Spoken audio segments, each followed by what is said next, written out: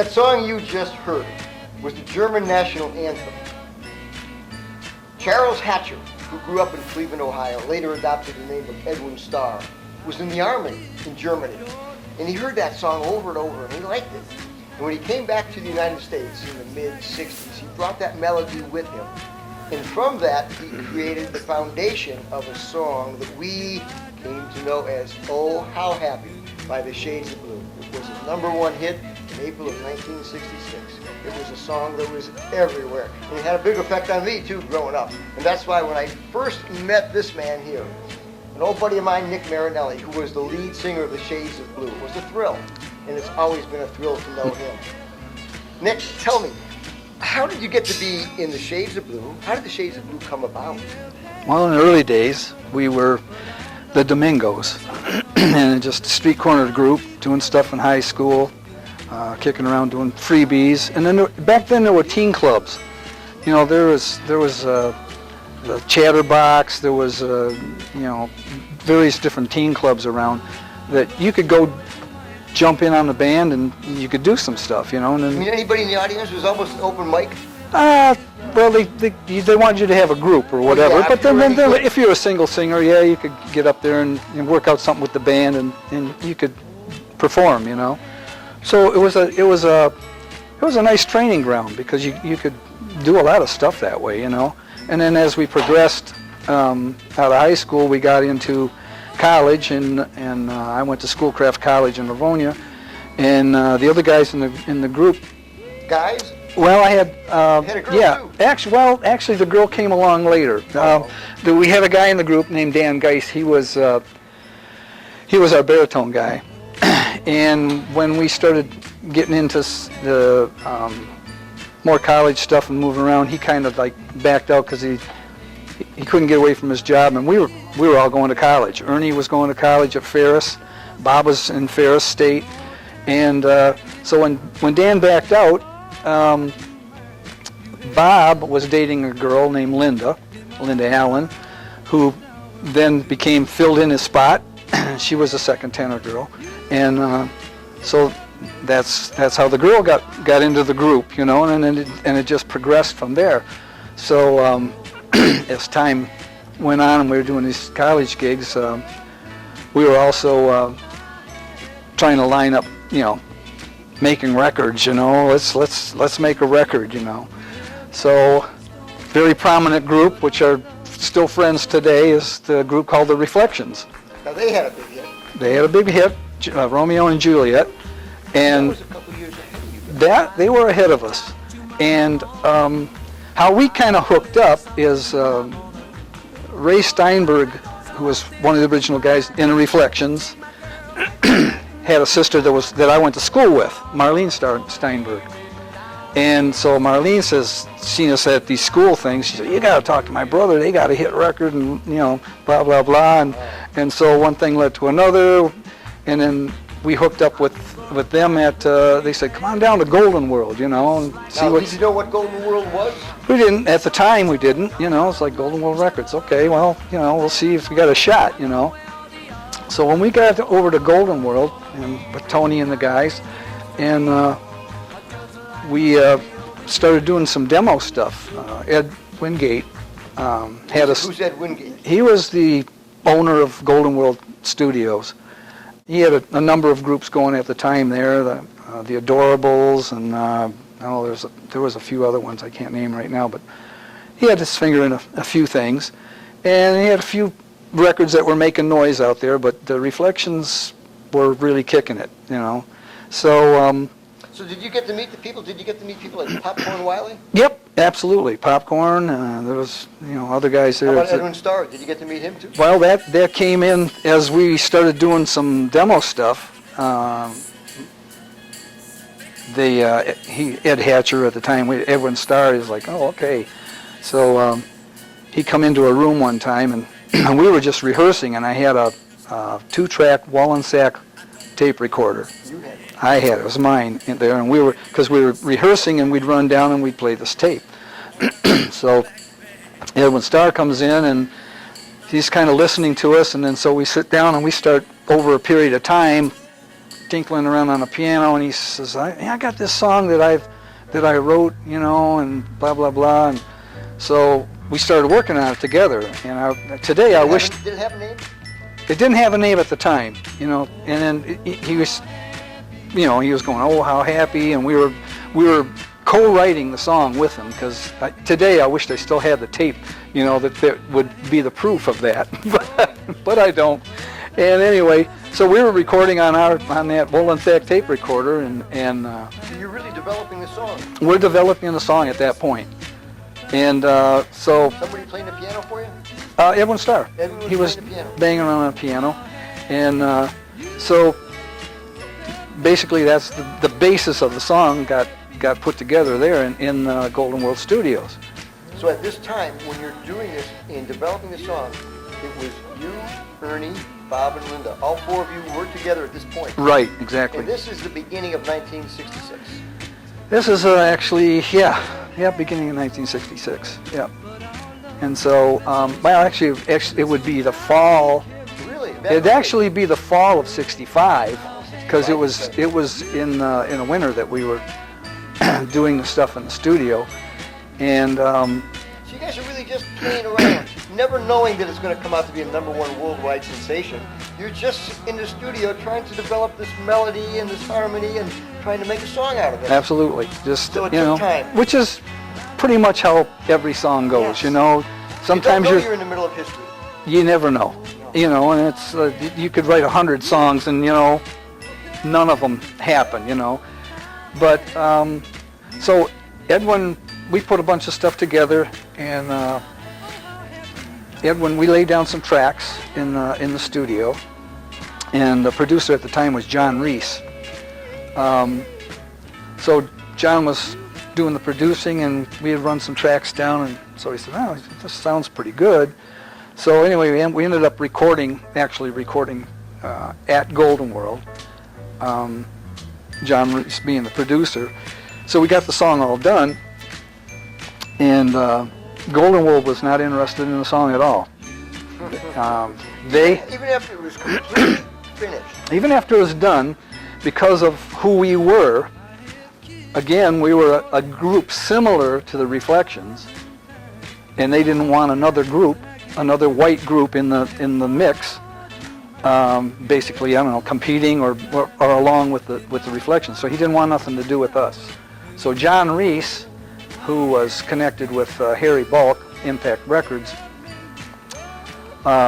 took the song over to Impact, and Harry liked it, and the rest is history. He ran with it, And Harry Balk's history is he had Del Shannon, and he's been through the music business, a whole bunch of people that were involved with Harry Balk. So he was. Was Harry from Ann Arbor, or was he from Detroit. He's from Detroit? He's from Detroit. And we had our studio down on 3rd Avenue down there in Detroit. It's no longer there. So when this song, after you completed it, didn't hear anything about it, you basically thought no more of it. You gave up on it. Well, it's they put it in the can, so to say. It was like, okay, it was handed over to Harry Balk, and we met Harry, and he says, well, we'll see what we're going to do, and so we were waiting from like the first of the year, and then next thing we know, bingo, it's on the radio. We start hearing it in about March, I think it was, or something. We start hearing it, and CKLW was a big push for us. I mean, they took the record and just ran with it. And of course, they're a 50,000 watt station at the time, and they covered music all the way down to Kentucky and Tennessee. You could hear CKLW, but they're the ones that basically broke the record. And we hear this song on the radio, and that's our song. And the girls, my wife's with me. We had the gals with us. And it was like, that's you guys on the radio. So it's like, wow, yeah, this could be happening. So and over weeks go by, and then this thing's climbing up the charts. And I was still in college. All us guys were still going to school. So we were commuting back and forth doing stuff, and easier for me than them because they were up at Ferris State. So by the time the semester ended, well, I think in May or something like that, it was top of the charts, and we had bookings coming out our ears, you know. So at that time, Harry Balk said, yeah, you guys are hitting the road, you know, we got this booked and that booked and that booked. So we hit the road running right out of the... You're in college. How old are you? 19, 20? 19 years old. 19. Yeah. What did Mom and Dad say about you?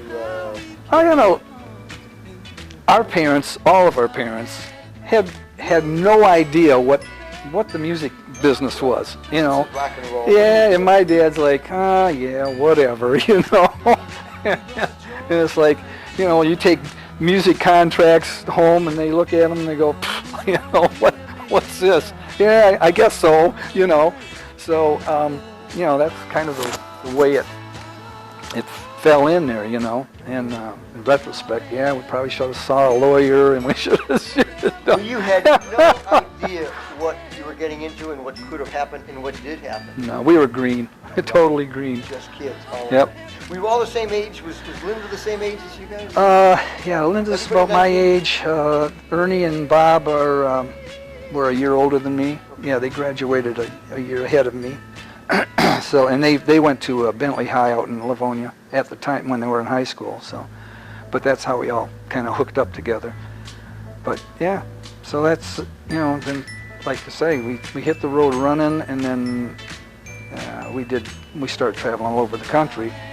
And of course, one of the bigger things was we hooked up with the Dick Clark tour, and we were that was something that was just, you know, when they said you guys are doing the Dick Clark tour, that was like big.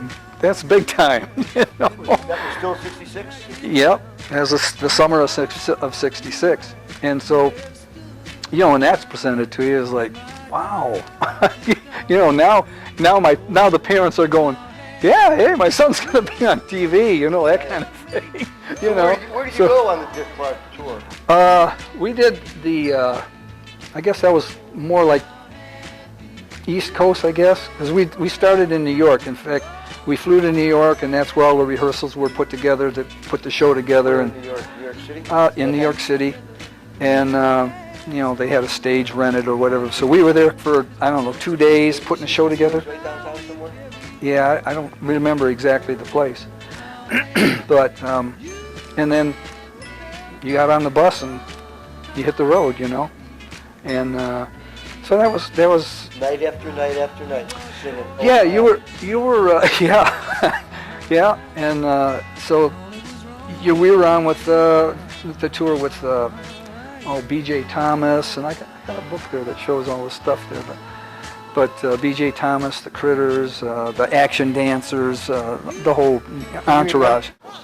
The Rascals, they were great guys. Me and Felix really hit it off well. Felix Cavalier from the Rascals? Felix Cavalier and Eddie Bagatti and Gene Cornish. Dino was incredible. That's what they said. I got to see him one time, but I never saw him in his prime. But everybody said he was great. Felix, can't say enough about Felix. Me and him hit it off. We're both Italians, you know. We hit it off really well, and stayed in touch for quite a while afterwards. I'd like to get back in touch with Felix. Really? Yeah, Felix was really a sweet guy. But yeah, we had good times with him. I see him periodically. Do you? Yeah, he's a funny guy, you know. And but we had, in fact, when we were on the tour, they had a motorhome that they were following the bus with. Okay. And Big stars didn't ride the bus. Huh? Big stars didn't ride the bus. They followed the bus in their own vehicles. Well, but there were people on the bus, yeah, that were, you know, B.J. Thomas's guys, and B.J. Thomas was on the bus, but the Rascals were on that motorhome. I don't know what leg of the tour, but we were not too far into the tour, and the thing burned up. That was it. It just quit. Every other night you would stay at a hotel, okay? And the first night that you would stay, because you're just riding on a bus, right? So the first night you're staying at the hotel. When you get back on the bus, everybody's got a pillow and a blanket. from the Holiday Inn. Okay. And you used that to sleep on the bus? And that's what you used, because the other night, the off night, you were sleeping on the bus. Okay, so about every other night, you were in a hotel. And so that became quite the thing, you know. I was like, well, yeah, everybody's ripping off these blankets and pillows, you know. And so anyway, I guess Dick Clark pays for that, or that's part of the tour, you know. Yeah. But some of the veterans, you know, said, oh yeah, that's kind of normal thing, you know. So then, while you're traveling in this bus during the night, you know, the guys want to play poker and stuff, you know. So you take one of these. We actually had a green blanket spread over a table. It looked like a card room, you know. So everybody was playing poker on the bus. But This was after a concert? this like after a concert. Yeah, because you had to come down, you know. Right. After You didn't really get a lot of sleep. Well, I found a really good place to sleep on the bus. It was the prime spot as far as I was concerned. So once all the commotion was done, you wanted to bed down. Up in the top of the bus, you're familiar with, you can put luggage up there. Well, they didn't put any luggage up there because it was all under the bus. And so I found it a really nice spot. I think 3 people on each side could sleep up in that rack. You could get up in the rack and the roof would just be right here, you know. So you'd be up in this rack and it would just rock you to sleep up there, you know. Swaying back and forth. Swaying back and forth. And so we would be sleeping up there. Well, you're getting down into the warmer states. When it comes morning time, that aluminum bus gets hot. And that, you'll be awake, I'll tell you that, because you're up there and all of a sudden this heat's just cooking you. So, Sun comes out. so you were awake. But So you were on the bus. Steve Alamo was on the tour. Steve Alamo was on the tour, Keith Allison, kind of the regular action people, you know. Yeah. All the action dancers. And what a great crew. Everybody got along really well. What do You you know. attribute that to? I think because everybody was pretty professional, you know, especially the group that's been with Dick Clark for I don't know how many years. The dancers were with them and all that, but we hit it all with all of them. They're all very, very nice people, you know. You got on, welcome aboard, and Yeah. everybody was like a big family. Yeah, and there was no bickering back and forth. We never had any of that going on the bus. It was good times. Everybody was having fun. While you were doing that in 1966, I want to say about one morning in April, I woke up, it was a Saturday morning, and I was on the track team at Euclid High School, which was just on the east side of Cleveland, and my alarm went off. And when that alarm went off, it went off to music, and the song that played was Oh How Happy. I'd never heard it before. I heard it for the first time. I couldn't forget it. I went down to the school, we got on our bus, and we were driving to Toledo for the Toledo Blade track meet. And on the way, everybody's trying to sleep, and I can't forget this song, Oh How Happy. I started singing Oh How Happy and clapping. Everybody on the bus started doing it. And of course, I was one of the smallest guys on the bus. I was a distance runner. All the big shot putters and all the weight guys, shut up, keep it down, do something about that guy, you know, whatever. And they tried to make me stop singing. But by the time we got there, everybody was singing Oh How Happy. That song stuck with us for the rest of the track season. We sang it every day, every bus ride. Really? We sang that song Wow. sang that song throughout the summer, and then when I came back that summer for that fall of '66 was going into my senior year for the cross country team. We sang it then too. We sang that song for the rest of the year, and everybody loved that song. And you can see these old guys when we get together now, 45 years later. Somebody will say, "Oh, how happy!" Somebody will start singing. Our track coach, who was an elderly man then at that time, retired a couple years later. He invited all of his track athletes to come back for a dinner for him. He did, his wife did. We had a big dinner at this big party center. At the very end, everybody got up and sang, "Oh, how happy!" to him. And he cried. Really? It was amazing. Wow. And for my high school, that was more or less our anthem. Yeah, it's cool. I can't forget it. So when I first met you 10 years ago, and I said, "You're the guy that sang Oh How Happy," it was a thrill then. It's a thrill now to be sitting here talking to you, talking about the history of Oh How Happy and the Shades of Blue. But after that song, and after you rode that bus, and after you toured the country, on this major hit. Did anything else happen for the Shades of Blue? Well, yeah, we had a song called Happiness, and then the follow-up was Lonely Summer. And did that come out in the summer or the fall? it actually came out late. That's the part that was bad timing on Harry's part, you know, because theoretically, Lonely Summer should have been released at the beginning of summer, you know, or whatever, ahead of Happiness.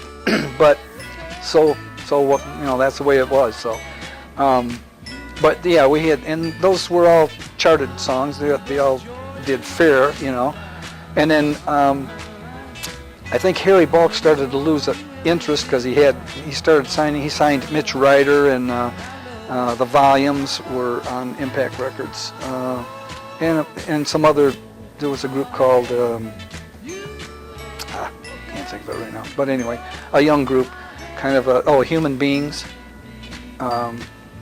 you know, and then he had a raft of other artists that were on there, and some of that, and our money went to produce those groups. I know that's you know, to me that's what happened, you know. The money was coming in and it was going out to build these other groups. And then of course with Mitch Ryder, you know, having his hits, that was good for Harry too. Mitch Ryder still, in fact, Mitch Ryder lives I don't know, 8 or 10 doors down from my mom and dad. So, Right. yeah, and they're kind of over 50s village, you know. But Aren't we all over 50? yeah. we lived our life and listened to this great music, and we're all over 50. That's now. it. Yeah. So, yeah. So that's. So today, after 46, 47 years of Oh How Happy and your music and your music history, and outside of Detroit, inside of Detroit with Golden World and then Impact Records, what are you doing today with your music? Well, what led up to today, some time ago, when we got out of the business, basically as a group, was in about 1970, and because we had no more backing record company wise, you know, and what had happened in 1967, late 67, somewhere around there, Motown Records bought Golden World and they bought Impact Records. They bought the competition. So now we were under the Motown umbrella. And being such, we were the low players, you know, the new kids on the block. Edwin Starr didn't like that. I don't think so. No. So we got zero promotion, and you know, it was like no interest. They had their community was there, and we were just, you know, also Rams. Basically, Motown bought you out to keep you out. Basically. Not to promote you or to make you into any kind of a recording stars, but just to keep you down. Right. Edwin did a few things with Motown, Yeah. you know, but he was plugged in. He's a black guy, and Motown was black. We were outsiders. Right. I mean, you know, that's just the truth of it all. Yeah. So we were getting nowhere. So so I kind of went off. The group kind of just disbanded. I said, you know, we won't do nothing. So I started doing a little bit of writing, doing some contemporary Christian and some country music, because I like country music. That's really the nuts and bolts of, I think, a lot of music, you know. But so I started doing some of that and kicking around, and then in 76, 77, I tried to get the original guys back together, and we went in the studio, and I split the bill, and we cut up, I don't know, 4 or 5 records, put it together, and they just weren't, their heads weren't in it, they just weren't, they weren't in love with the music like I was. so that didn't fly. So during that period of time, I did some producing, television producing for Bozo the Clown Show. I produced for about a year with Art Servey, Channel 2, and did that. So always kept my finger in the music business. Always getting this little bit of chatter from Tony McCauley of the Reflections. Get out there and we're doing this show, we're doing that show. You gotta get out there and do it.